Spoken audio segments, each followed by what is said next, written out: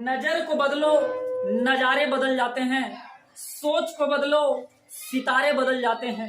कश्तियां बदलने की जरूरत नहीं, दिशा को बदलो, किनारे खुद ब खुद बदल जाते हैं। जय हिंद साथियों, मैं कृष्णा स्वागत करता हूं अपने YouTube चैनल उज्जवल कॉन्सेप्ट पर। आज बड़ा बेहद शानदार सा टॉपिक लेकर आया हूं। जैसा कि आप बोर्ड पर देख रहे होंगे, प्रायिकता, प्रोबेबिलिटी। ऐसी कौन सी एग्जाम है जिसमें प्रोबेबिलिटी से सवाल ना हो? कक्षा 9 में, कक्षा 10 में, कक्षा 11 में, कक्षा 12 में महत्वपूर्ण टॉपिक जो है प्रायिकता से रहता है। बात करें अगर बोर्ड एग्जाम की, तो कक्षा 10 में और कक्षा 12वीं में तो महत्वपूर्ण सवाल भी इससे बनते हैं। 5-10 मार्क्स तो मिलते ही मिलते हैं। तो आइए मैं इस पर चर्चा करता हूं। प्रायिकता का मतलब क्या है? प्रोबेबिलिटी। प्रायिकता कहने का मतलब होता है संभावनाओं का गेम है। यहां पर गणित का एक ऐसा शाखा जहां पर संभावनाओं का गेम होता है। हाँ, जैसे आज बारिश होने वाली है या होगी, है ना, हम लोग होने की संभावना को जो जताते हैं, वही संभावना हमारा प्रायिकता कहलाता है। किसी भी काम को, है ना, घटित होने की जो संभावना होती है ना, और घटित होने की कुल जो संभावना होती है, इनके अनुपात को अक्सर जो है प्रायिकता कहा जाता है। यानी कि घट जाने वाली घटना और संभावित घटनाओं के कुल योग के अनुपात को प्रायिकता कहा जाता है। आइए आपको दिखाते हैं। प्रायिकता को हम लोग कहते हैं, शॉर्ट में लिखते हैं पीई, प्रोबेबिलिटी ऑफ इवेंट। यानी कोई भी घटना का प्रायिकता जो होता है उसको हम लोग शॉर्ट में लिखते हैं पीई। और पीई का मतलब होता है NE/NS। इसका मतलब क्या है भाई? पीई का मतलब हो गया प्रायिकता। NE का मतलब क्या हो गया? NE का मतलब हो गया घटने वाली, जो घटना घट गई उस घटना का संख्या, घटित होने वाली घटनाओं की संख्या। और NS कहने का मतलब है कि टोटल घटने वाली घटनाएं, टोटल, है ना, और जो घट गई उसकी संख्या। कहने का मतलब है कि जो घट गई, है ना, घटित होने वाली घटनाओं की संख्या और टोटल घटने वाली घटनाओं के संभावनाओं की संख्या के अनुपात को प्रायिकता कहा जाता है। हाँ जी मेरे प्यारे साथियों, है ना, जैसा कि आप समझ ही गए होंगे कि मैं क्या कहना चाहता हूं। आइए आपको एक एग्जाम्पल से हम इसको समझाना चाहते हैं। मेरे पास एक सिक्के हैं, मेरे पास एक सिक्के हैं, है ना बात। और इस सिक्के को उछाला जाता है ना, टॉस कराया जाता है। और टॉस करने पर जब तक सिक्का ऊपर नच रहा होता है ना, यानी जब तक वो धरातल पर नहीं पहुंचता है, तब तक क्या आप बता पाएंगे कि उस सिक्के पर क्या आने वाला है? हेड आने वाला है या टेल आने वाला है ना, जिसको हम लोग चीत और पट कहते हैं? नहीं ना। इसका मतलब है कि उस सिक्के की जो वैल्यू आने वाली है, उसकी सिक्के की वैल्यू कितने आने वाली है? 2। इसको कहते हैं हम लोग कुल संभावना, घटने वाली कुल संभावना। तो यहां पे कुल संभावना कितने हो गए? 2। अब जब वो नीचे आ गया, इसका मतलब घटना घट गया। तो नीचे आएगा तो घटना घट गया। तो नीचे बताइए, क्या कभी नीचे दोनों ही पट आ जाएगा, या दोनों ही चित आ जाएगा, या दोनों में से कोई नहीं आएगा? आएगा ना जी।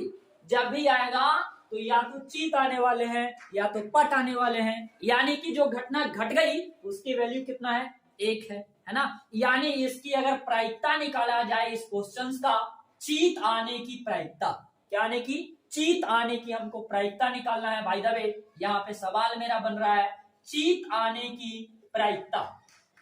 तो चित आने की जो प्रायिकता होगी, है ना, यानी चित घटने वाली जो घटना होगी वो 1 होगी।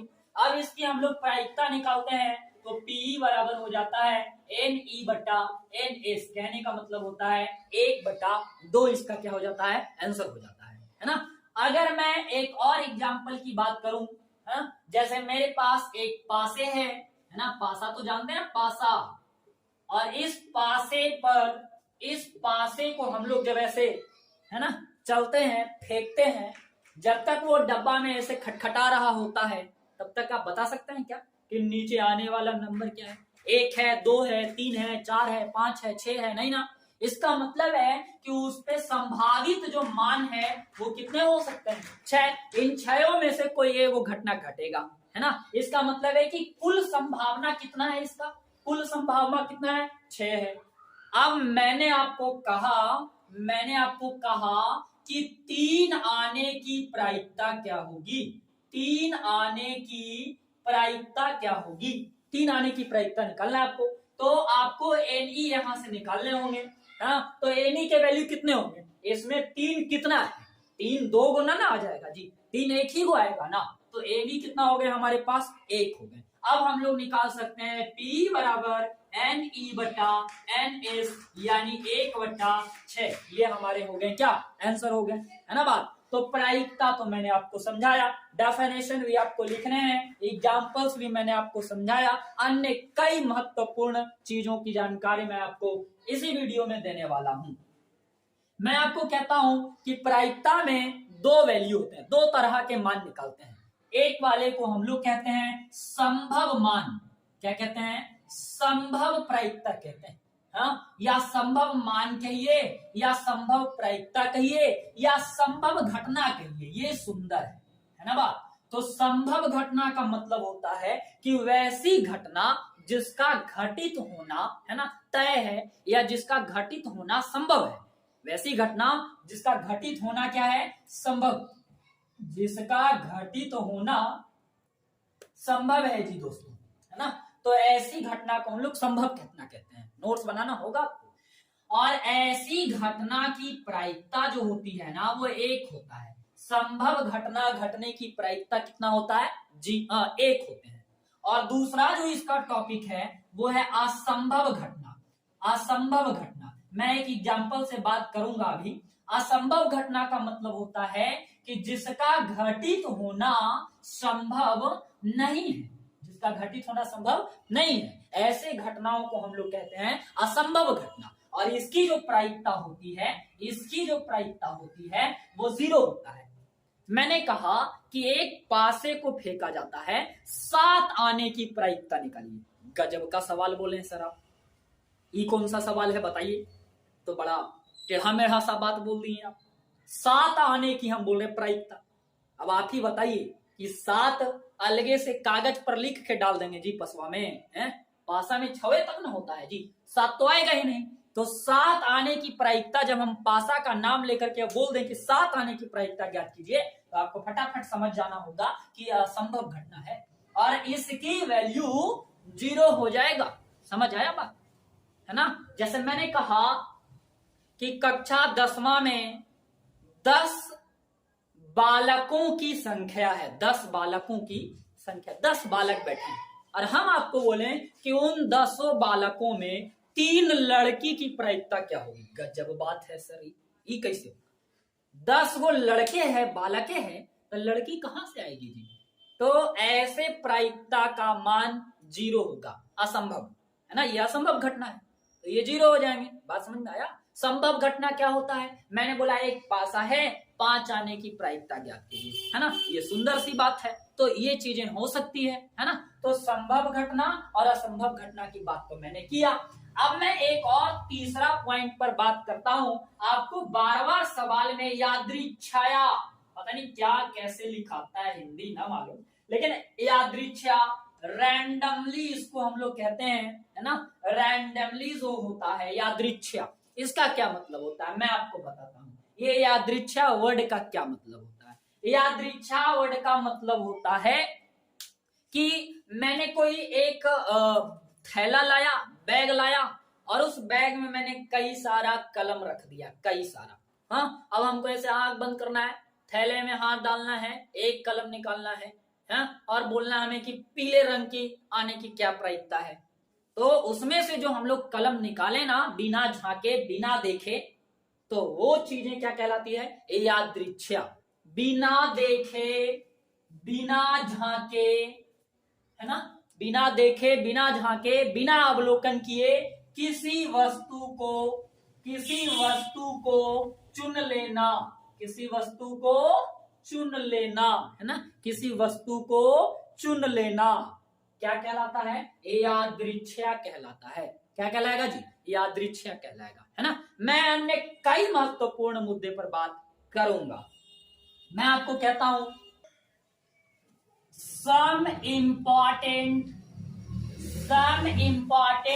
फैक्ट्स की बात करते हैं हम, है ना। इन प्रोबेबिलिटी, प्रायिकता में मैं कुछ फैक्ट की बात कर रहा हूं और ये बड़ा ही महत्वपूर्ण बात होगा, गौर से नोट करिएगा, एग्जाम में आने ही वाला है, आएगा ही तय है ना। होता क्या है कि मैं आपको बताता हूं, नंबर पहला है कि प्रायिकता, प्रोबेबिलिटी का मान, है ना, वैल्यू ऑफ प्रोबेबिलिटी, प्रायिकता का मान जो होता है वो हमेशा ऑलवेज 0 से बड़ा होता है और 1 से छोटा होता है। कहने का मतलब है कि 0 से बड़ा होंगे और इसके बराबर होंगे, किसकी मान? प्रोबेबिलिटी की, प्रायिकता की, है ना। और 1 से बड़ा, है ना, सॉरी 1 से छोटा या इसके बराबर हो सकते हैं। प्रायिकता का मान हमेशा, प्रायिकता का मान हमेशा 0 से बड़ा, 0 से बड़ा या बराबर तथा 1 से छोटा या बराबर होता है। हाँ, आपको ये चीजें ध्यान से समझना होगा कि प्रायिकता का मान हमेशा जो होता है वो 0 से क्या होता है? बड़ा होता है और 0 के बराबर होता है, लेकिन 1 से छोटा और बराबर होता है ना। राज की बात है ना, आप समझ रहे होंगे ना। दुनिया की तमाम क्वेश्चंस प्रोबेबिलिटी का उठा के लाएंगे हम लोग, चाहे वो किसी भी कक्षा का सवाल हो, कभी भी उसका आंसर 1 से बड़ा नहीं जाएगा। समझ लीजिए कि कितना बड़ा मैथमेटिक्स है। 1 से बड़ा आंसर जाने ही क्यों नहीं है और 0 से छोटा भी नहीं जाएगा, ये भी बात है। माइनस में आंसर ना जाने को है, कभी ना। 0 से छोटा बिल्कुल ना जाएगा, 0 के बराबर आंसर आ सकता है ना, लेकिन इससे बड़ा आएंगे। और 1 से बड़ा भी ना जाएगा, 1.1 भी गलत, 1.0001 भी गलत, 1 के बराबर हो सकता है। यानी जब भी रिजल्ट आएगा तो इसके बीच का आएगा। तो आपको इस टॉपिक पे ध्यान रखना है। ये एग्जाम्स में 4 गो ऑप्शन बना करके जो है पूछा जाता है कि कौन वाला सही है, तो आपको ध्यान रखना होगा। इस चीज को वैसे भी ऐसे भी लिखा जा सकता है, प्रायिकता का जो मान होता है वो 1 से क्या होता है? 1 से क्या होता है बताओ? 1 से क्या होता है? छोटा, या इसके क्या होता है? बराबर। और 0 से क्या होते हैं? बड़ा, या 0 से क्या होगा? बराबर। तो ये वैल्यू ऐसे भी लिखा जा सकता है और ये वैल्यू ऐसे भी लिखा जा सकता है। बात समझ आया आपको? दूसरी पॉइंट मैं बताता हूं आपको कि प्रायिकता जो होता है सभी घटनाओं, है ना, सभी घटनाओं का प्रायिकता का योग 1 होता है। जितनी भी घटना है उन सारी घटना घटित होने वाली प्रायिकताओं का योग कितना होता है? 1 होता है। आइए मैं इस चीज को प्रूव करके दिखाता हूं आपको, है ना। एग्जाम्पल के तौर पे मैंने लिखा एक सिक्का को उछाला जाता है। एक सिक्का को उछाला जाता है, क्या उछाला जाता है? तो चीत आने की प्रायिकता, है ना, तथा पट आने की प्रायिकता, है ना, क्या होगा तथा जांच करें कि सभी घटनाओं की प्रायिकताओं का योग 1 होता है। सवाल थोड़ा लैंग्वेज आपको प्रॉब्लम हो, है ना, पर मेरा आवाज बड़ी क्लियर है। खैर, तो यहाँ पे हम निकालते हैं। आप एक सिक्का की बात कर रहे हैं, मैंने आपको पहले ही बताया कि जब एक सिक्का हम लोग उछालते हैं तो इसकी वैल्यू 2 होती है ना। यानी एक चीत आएगा, एक पट आएगा, यानी टोटल संभावना कितना है? 2 है ना। और इसमें चीत आने की अगर प्रायिकता निकालेंगे हम लोग, चीत आने की प्रायिकता, तो क्या होंगे? बोलो क्या होंगे? NE होगा ना बाबू। चीत क्यों ना आएगा सिक्का में, तो इसकी प्रायिकता अगर निकाला जाए तो NE बटा NS 1/2 होगा कि नहीं होगा? बोलो। अब क्या है कि मैंने पट आने की प्रायिकता निकाला, 2 चीज निकालना है ना, तो पट आने की प्रायिकता निकालो। तो बताओ सिक्का में पट कितना बार आएगा, एक बार आएगा, तो उसकी भी एनी एक हो गई। अब मैं अगर पी बराबर एनी बटा एनएस कर दूं तो 1/2। अब बताओ इस टोटल सवाल में दो ही घटना घटेंगे ना जी, या तो चीत आएंगे या तो पट आएंगे, तीसरा कोई संभावना बनता है क्या, नहीं ना, दो ही घटना है। अब टोटल घटना को जोड़ दो, टोटल घटना को जोड़ दो, एक आता है कि नहीं आता है, बताओ एक आएगा कि नहीं आएगा, आज बताओ एक आया कि नहीं आया, आया ना। इसका मतलब क्या है कि सभी घटनाओं का योग क्या होता है, एक होता है। पे मुख्य जो पॉइंट हम बताएंगे वो ये है कि मानते हैं कि कोई घटना है ना, और उस घटना घट गया अगर, तो उसको हम लोग बोलते हैं ना इस तरह से कि घटित होने वाली, है ना, याद रखना ये चीजें आपको, घटित होने वाली घटना ई की प्रायिकता, घटना ई की प्रायिकता और घटित ना होने वाली, घटित ना होने वाली घटना, यानी ई डैश या ई नॉट कहते हैं हम लोग, है ना, की प्रायिकता जो होगा, इसका प्रोबेबिलिटी जो होंगे इसका, है ना, इन दोनों का जो सम होगा, घटना ई की प्रायिकता का जो योग होता है, योग वो एक के बराबर होते हैं, एक के बराबर होता है। यानी कि घटना जो घट गई उसको हम लोग बोलते हैं पीई, है ना, जो घटना घट गया वो कहलाता है पीई, और जो घटना नहीं घटा उसको हम लोग पीई डैश से सूचित करते हैं, है ना, और इन दोनों का योगफल हमेशा 1 होता है। काफी बेहद शानदार तरह का ये फार्मूला है और ये वस्तुनिष्ठ प्रश्न को जो है कंप्लीट कराने में आपको मदद करेगा। मैं आपको एग्जांपल बताता हूं इसका, है ना, यहाँ पे मैं लिख रहा हूं आलोक, आलोक के द्वारा, है ना, आलोक के द्वारा क्रिकेट जीत जाने की प्रायिकता, जीत जाने की प्रायिकता, जीत जाने की प्रायिकता 0.008 है, तो, है ना, तो छोटू के द्वारा हार जाने की, छोटू के द्वारा हार जाने की प्रायिकता क्या होगा, है ना, ऐसी बातें हैं। तो यहाँ पे जीत जाने की प्रायिकता कितना दिया हुआ है, 0.08, तो ये पीई का वैल्यू हो गया बाबू 0.08, और यहाँ पे हार जाने की बात कर रहा है, या फिर ऐसा लिखा हुआ रहेगा कि आलोक को नहीं जीतने की प्रायिकता, है ना। तो इस तरह की सवाल जब भी आता है तो हम लोग मान लेते हैं कि पीई डैश की वैल्यू आपको निकालना है। तो आपके पास लिखा हुआ है घटना घट जाने की और घटना नहीं घटने की प्रायिकता का योग हमेशा 1 होता है, और यहाँ पे आप वैल्यू रखेंगे 0.08, यहाँ से पीई डैश का, है ना, आंसर निकाल लेंगे हम लोग फटाफट। तो पीई डैश का जो वैल्यू आएगा वो 1 - 0.008 होगा, और इस तरह से हम लोग अगर देखें तो हमारे पास जो वैल्यू आने वाला है वो 92 आने वाला है ना, 1 - अगर 0.008 करते हैं तो शायद से आपको नंबर मिलने वाला है 0.092 आने वाला है ना। तो ये मुख्य पॉइंट था जिसको आपको ध्यान रखने हैं, है ना। मैं कुछ सिक्का की बात कर रहा हूं कि अगर आप एक सिक्के को उछालेंगे तब क्या होगा, 2 सिक्के को उछालेंगे तब क्या होगा, 3 सिक्के को उछालेंगे तब क्या होगा, 1 पासे को फेंकेंगे तब क्या होगा, 2 पासे को फेंकेंगे तब क्या होगा, है ना। और उसके बाद मैं एक ताश की संपूर्ण स्टोरी बताने वाला हूं, बने रहे आप इस पूरे वीडियो में। पहला जो पॉइंट है ना, सबसे पहला जो पॉइंट है वो ये है कि अगर एक सिक्का को उछाला जाए, एक सिक्का को उछाला जाए तब क्या होगा, है ना, एक सिक्का को उछालने पर क्या होगा। तो एक सिक्का जब हम लोग उछालेंगे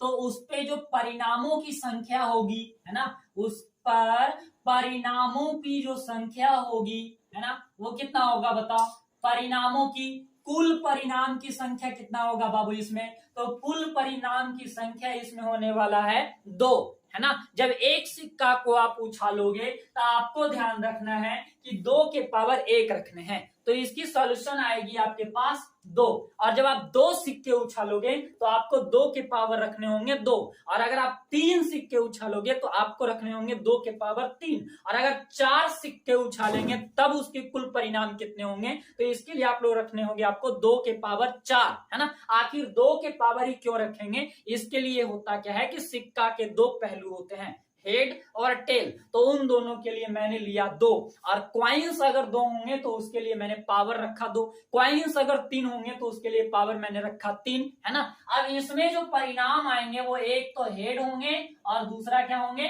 टेल होंगे, है ना। एक सिक्के की बात है, तो एक सिक्के जब उछाले जाएंगे तो परिणामों की संख्या कितना होगा बाबू, 2 होगा।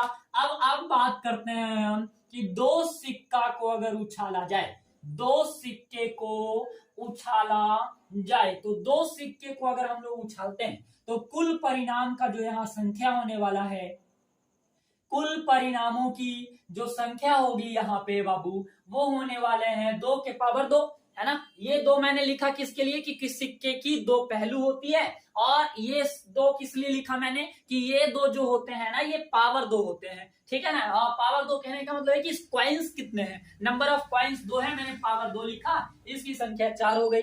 कौन कौन सी स्थितियां उत्पन्न होगी अगर 2 सिक्के को एक साथ ऐसे उछाला जाए, तब हो सकता है कि उन दोनों सिक्के पर हेड हेड आ जाए, है ना, या हो सकता है कि एक सिक्के पर हेड आए और दूसरे वाले पे टेल आए, या हो सकता है कि पहले सिक्के पर टेल आए और दूसरे सिक्के पर हेड आए, या हो सकता है कि दोनों सिक्के पर टेल टेल आए। नोट करने की बात है बाबू, ये नोट कर लेना है आपको कि अगर 2 सिक्के को उछालेंगे ना तो इस तरीके का परिणाम आएगा। एक चीज और है, 2 सिक्के को अगर आप उछालते हैं तो कम से कम इसमें जो हेड आने की संख्या है ना वो 3 है। देखो यहां हेड आया, यहां हेड आया, यहां हेड आया, और कम से कम टेल आने की भी 3 चांसेज है, 1 2 3। एक ऐसा चांस है जिसमें टेल आता ही नहीं है, यहां एक ऐसा चांस है जिसमें हेड आता ही नहीं है, यह है यहां। समझ आ रहा है ना बात। तो क्वेश्चन जब हम लोग करेंगे तो ध्यान रखेंगे। अब मैं बात करता हूं कि अगर 3 सिक्का को अगर उछाला जाता है ना, 3 सिक्का को अगर उछाला जाता है तब क्या होंगे बताओ। कुल परिणाम की जो संख्या होगा आप बड़ा आसानी से निकाल सकते हो। कुल परिणामों की जो यहाँ संख्या होने वाली है वो होने वाली है 2 के पावर 3। 2 किसके लिए है, 2 इसलिए है कि सिक्के के पहलू कितने होते हैं, 2। 3 किस लिए है, नंबर ऑफ कॉइन्स कितने हैं, 3। हाँ, अंडरस्टैंडिंग तो आपको हो ही रहे होंगे। तो अगर 3 सिक्के को एक साथ उछाला जाए तो संभावित परिणाम कितने होंगे, 8 ऑब्जेक्टिव्स में आपको बनेंगे। अब मैं आपको बताता हूं कि कौन कौन से परिणाम हो सकते हैं। तो अगर आप 3 सिक्का एक साथ उछालते हो बाबू तो हो सकता है कि उस पे तीनों सिक्के पे हेड हेड हेड आ जाए, ऐसी हो सकता है ना। या हो सकता है कि 2 सिक्के पर हेड आए और एक पर टेल आए, या हो सकता है कि 2 पे टेल आ जाए और एक पर हेड आ जाए, ऐसा तो हो ही सकता है। या हेड टेल हेड ऐसा भी हो सकता है, या फिर टेल हेड टेल ऐसा भी हो सकता है ना। या फिर ऐसा हो सकता है कि टेल हेड हेड आ जाए, या फिर ऐसा हो सकता है कि हेड टेल टेल आ जाए, है ना। तो इस तरीके से परिणाम कितने बने, 1 2 3 4 5 6 7, और एक और बनने वाले हैं जो आपको पता ही होगा, तीनों सिक्के टेल टेल टेल के हो जाएंगे, है ना बात। तो टोटल कितने हो गए, 8। और कौन कौन से परिणाम हुए इस बात का आपको ख्याल रखना है, समझ रहे हैं ना। हाँ, अब मैं बात करता हूं पासे का, कि अगर एक पासा को फेंका जाए, एक पासा को अगर फेंका जाए तब क्या होंगे। तो एक पासा को जब फेंकेंगे हम लोग बाबू तो इसका कुल परिणाम की जो संख्या होगी, कुल परिणामों की जो इसकी संख्या होगी वो कितना होने वाला है, 6 होने वाला है। और वो कौन कौन से होने वाले हैं भाई, या तो 1 आएगा, या तो 2 आएगा, या तो 3 आएंगे, या तो 4 आएंगे, या तो 5 आएंगे, या तो 6 आएंगे। यही 6 परिणाम हो सकता है ना। मैं आपको आगे बताने वाला हूं कि है ना इसके बाद क्या होने वाले हैं। 2 पासा को जब हम लोग एक साथ फेंकेंगे तब क्या होने को है। तो अगर 2 पासे को एक साथ फेंका जाए, है ना, तब इसके परिणाम की संख्या बड़ा मजेदार मिलने वाला है आपको। और वो क्या है आपको देखें, है ना, समझिए बात को कि क्या होने वाला है। तो अगर 2 पासे को को फेंक दें हम लोग, दो पासे को अगर एक साथ उछाला जाए ना, एक साथ फेंका जाए, एक साथ क्या किया जाए, फेंका जाए, तब क्या होने वाला है। यहाँ पे बड़ी महत्वपूर्ण बात है और इससे कई सारा क्वेश्चंस जो है बनता है और महत्वपूर्ण क्वेश्चन बनता है, आपको सीखना होगा, समझना होगा, है ना। तो दो पासे को अगर एक साथ हम लोग फेंकते हैं बाबू, तो तुमको याद रखना होगा कुल परिणामों की संख्या आपको कैसे निकालना है। बाय द वे आपको अगर एग्जाम में पूछ लिया जाए कि कैसे निकालना है, तो यहाँ पे देखो पासे के कितने होंगे, पासे की जो वैल्यू है, पासे की जो पहलू है वो कितने होंगे, 6 होंगे, है ना। और इस पासे को कितने पासा लिया गया, 2, तो पावर चढ़ गए 2, तो परिणाम की संख्या कितने होंगे, 36। और इसी तरह से अगर इसके परिणाम को देखें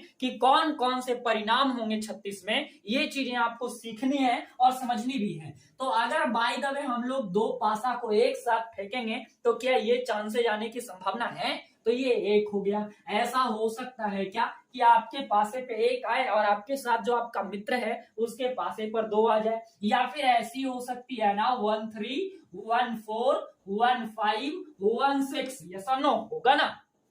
अब इसका दूसरा कंडीशन आप देख लो, 2 1 2 2 2 3 2 4, है ना, 2 5 2 6, पैटर्न तो आप समझ ही रहे होंगे। या फिर इसका ये भी पहलू हो सकता है कि 3 1 3 2 3 3 और 3 4 3 5 3 6, ये भी हो सकते हैं। या फिर 4 1 4 2 4 3 4 4 4 5 4 6, ये भी हो सकते हैं। या फिर 5 1 5 2 5 3 5 4 5 5, और क्या होंगे 5 6, और क्या होने वाले हैं भाई 6 1 6 2 6 3 6 4 6 5, और कितने हो गए 6 6। इससे ज्यादा तो परिणाम नहीं बनेंगे ना।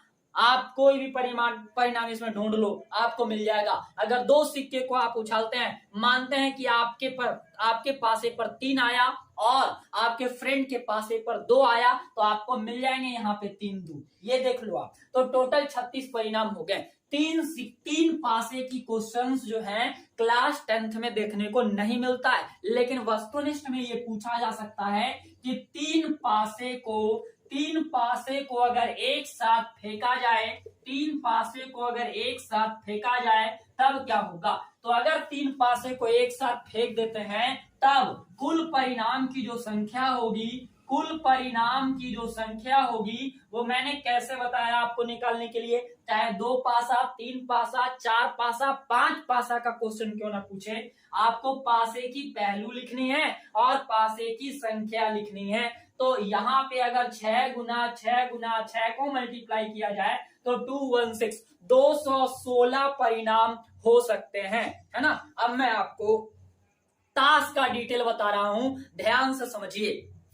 ताश के बारे में, जिसको हम लोग अंग्रेजी में कार्ड्स कहते हैं, है ना। ताश के नाम सुनते ही कई सारे बच्चे के मन में आते हैं हा ताश, है ना। ताश जो है कि खेलने में भी बड़ा मजा आता है। शायद से आप लोगों में से कुछ लोग ऐसे होंगे जो खेलते भी होंगे, है ना। तो ताश की हमें पढ़ाई भी करनी है, कार्ड्स के बारे में, और इसकी आपको समझ होना चाहिए, है ना। क्वेश्चंस को बनाने में मदद आएगा, आपको मदद करेगा ये, और साथ ही साथ आपका जो है एग्जाम्स में, है ना, मैथ्स के नंबर में स्कोर आप ज्यादा कर पाओगे, है ना। इससे रिलेटेड क्वेश्चंस होते ही होते हैं 100%। अगर आप ये वीडियोस को फुल्ली वॉच करके अगर आप एग्जाम देने जाओगे तो मैं श्योर और दावे के साथ कहता हूं कि आप प्रायिकता का हर एक सवाल को कर दोगे, है ना। तो मैंने ताश के बारे में शुरू करता हूं। तो ताश में आपको याद रखने हैं कि ताश में जो पत्तों की कुल संख्या होता है, पत्तों की जो कुल संख्या होगी, इसमें पत्तों की जो कुल संख्या होगा, है ना, कुल संख्या जो होगा वो कितने होंगे बताओ,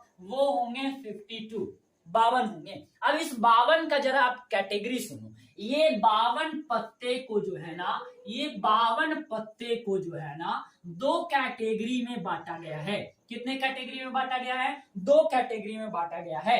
एक को हम लोग कहते हैं लाल पत्ता, एक को क्या कहते हैं लोग, लाल पत्ता, और दूसरे को क्या कहते हैं, काला पत्ता। तो ताश में लाल पत्ते की संख्या 26 होता है और काले पत्ते की संख्या 26 होता है। याद कर लो। अब ये लाल पत्ता को दो अलग कैटेगरी में बांटा गया और काला पत्ता को भी दो अलग कैटेगरी में बांटा गया। तो इस लाल पत्ता में जो आता है, लाल पत्ते में जो दो लोग आ रहे हैं, इसमें से हम लोग एक को कहते हैं पान।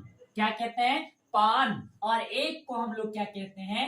ईंट। ये दोनों लाल पत्ते के कैटेगरी हैं। और काला पत्ता में भी दो लोग आते हैं, जिसमें से एक को हम लोग कहते हैं हुकुम और एक को कहते हैं हम लोग कहते हैं चिड़ी। क्या कहते हैं? चिड़ी। तो पान वाला में क्या होता है कि पान की जो पत्ते होते हैं उसकी संख्या होता है 13 और ईंट की जो संख्या होती है वो भी 13, हुकुम का भी 13 और चिड़ी का भी 13। तो अगर आपसे कहा जाए कि पान के पत्ते में से एक पत्ता या दीक्षा निकाली जाती है तो पान के पत्ते होंगे 13, तो एनएस हमारा 13 लेना है। जैसे भी सवाल पूछ ले आपसे, आपको नंबरिंग सबका याद रखना है। अब मैं आपको बताता हूं बड़े ही विस्तार तरीके से कि इसकी 13 पत्ता कैसी होती है, इसकी 13 पत्ता कैसी होती है, इसकी 13 पत्ता कैसी होती है, इसकी 13 पत्ता कैसी होती है। मैंने कुल 52 पत्ता का डिटेल्स में यहां बनाने वाला हूं। तो मैं बताता हूं, इसकी जो पहली पत्ती होती है, मैं यहां 13 कार्ड्स बनाने वाला हूं। 1 2 5 6 7 8 9 10 11 12 और कितने हो गए? 13, है ना। तो पान का जो पहला पत्ता होता है उस पे ए लिखा होता है, इक्का। इसको क्या कहते हैं? पत्ते का नाम क्या होगा?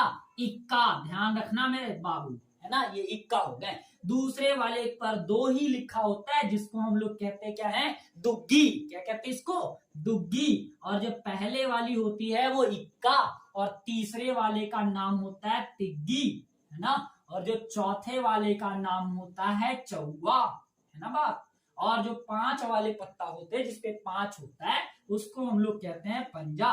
और ये जो 6 वाले होंगे पत्ता, है ना, ये वाला जो पत्ता कहलाएगा वो होंगे छक्का। और 7 वाले का नाम सत्ता, 8 वाले का नाम अट्ठा। ये लोग का नाम में कोई परिवर्तन नहीं है, लेकिन 9 वाले के नाम बदल जाते हैं, नेहला। और 10 वाले का नाम बदल जाता है, दहला। अब ये जो 3 पत्ते बचे, ये 11 12 13 नहीं होते हैं, बल्कि ये 3 पत्ते जो होते हैं इस पे फिगर बना होता है आदमी का, जिसको हम लोग कहते हैं गुलाम। क्या कहते हैं इसको? गुलाम। और एक और पत्ता होता है जिसको आदमी बना होता है, जिसको हम लोग कहते हैं बादशाह। और एक और पत्ता होता है जिसमें एक लेडीज बनी होती है, जिसको हम लोग कहते हैं बेगम, रानी। क्या कहते हैं? बेगम। तो टोटल 13 पत्ते का मैंने नाम बताया। तो ईंट वाले में भी सेम ऐसा ही 13 पत्ता होता है, सेम 1 2 3 4 5 6 7 8 10 11 12 13। इसमें भी सेम पत्ते होंगे, ये इक्का के होंगे, ये दुग्गी होंगे, तिग्गी, चौवा, पंजा, छक्का, सत्ता, अट्ठा, नेला, दहला, है ना बात। ये हो गए गुलाम, जोकर जिसको जे कहते हैं, ये हो गए बादशाह जिसको किंग कहते हैं, और ये हो गई क्वीन, रानी, जिसको बेगम कहते हैं। यानी मेरा कहने का क्या तात्पर्य है कि चाहे वो पत्ता पान का हो या ईंट का हो या हुकुम का हो या चिड़ी का हो, सारे में 13 जो पत्ते होंगे वो सारे इसी तरह से होंगे भाई। तो आप बताओ कि एक इक्का यहां हो गया, एक इक्का यहां हो गया, एक इक्का इसमें भी होंगे, एक इक्का इसमें भी होंगे, तो टोटल इक्का की संख्या कितना हो गया? 4, है ना। जितने भी कार्ड्स होंगे, सारे कार्ड्स कितने तरह के होंगे? 4 तरीके के होंगे, है ना। तो अगर आप बोलोगे तो मैं इसमें भी बता सकता हूं 1 2 3 4 5 6 7 8 9 10 11 12 13। यहां भी मैं बना सकता हूं 1 2 3 4 5 6 7 8 9 10 11 12 13। सारे का वही नाम होगा, इक्का, दुग्गी, है ना, तिग्गी, चौका, है ना, क्यून, और हो जाएंगे किंग और जोकर।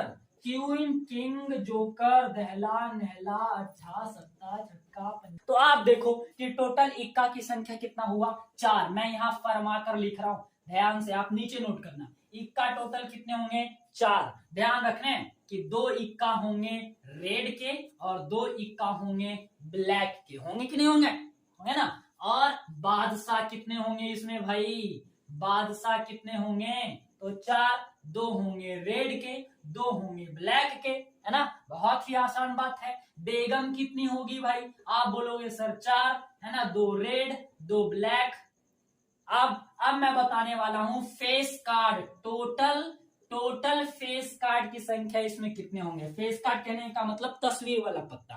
तो एक यहाँ पे है, 1 2 3, है ना, 3 इसमें है, 3 इसमें है, 6 6 3 9, 9 और 3 12। टोटल फेस कार्ड कितने हो गए? 12। 12 वो तस्वीर वाला पत्ता होता है जिसमें 6 रेड होंगे और 6 क्या होंगे? ब्लैक होंगे। तो ये तस्वीर वाला पत्ता हो गया, है ना। अगर बात करें नेहला का बाबू, तो बताओ नेहला की संख्या कितना? आप बोलोगे सर 4। कोई का बात करो 4 होंगे, 2 रेड के होंगे, 2 ब्लैक के होंगे। मैंने कहा बाबू दुग्गी के कितने कार्ड होंगे? आपने बोला सर 4 होंगे, 2 रेड 2 ब्लैक। यानी मैं कोई भी पत्ता की बात करूं उसकी संख्या होगी कितनी?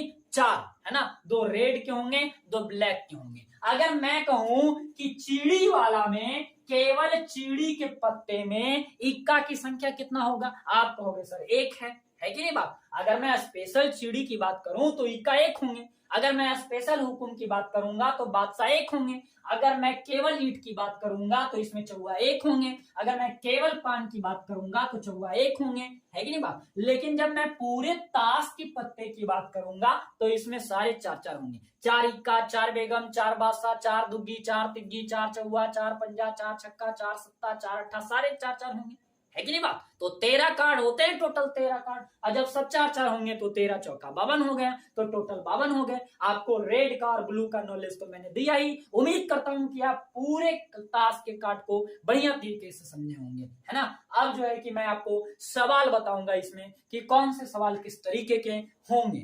इसके बाद का जो नेक्स्ट वीडियोस आने वाला है ना, वो क्लास 10th के लिए और क्लास 12th के लिए मैं 2 वीडियोस लेकर आऊंगा बहुत जल्द। और उसमें 12th की सारी प्रायिकता की प्रॉब्लम्स होंगे और 10th के सारे प्रायिकता के प्रॉब्लम्स होंगे। मैं बहुत जल्द आपके पास आऊंगा ये दोनों लेकर, जो एग्जाम की दृष्टि से काफी महत्वपूर्ण होंगे। लेकिन ये वीडियोस आप देख करके सारी चीजों को कंप्लीट रखेंगे ताकि नेक्स्ट वाला चीज आपको ज्यादा समझ में आए। तब तक के लिए धन्यवाद। जय हिंद।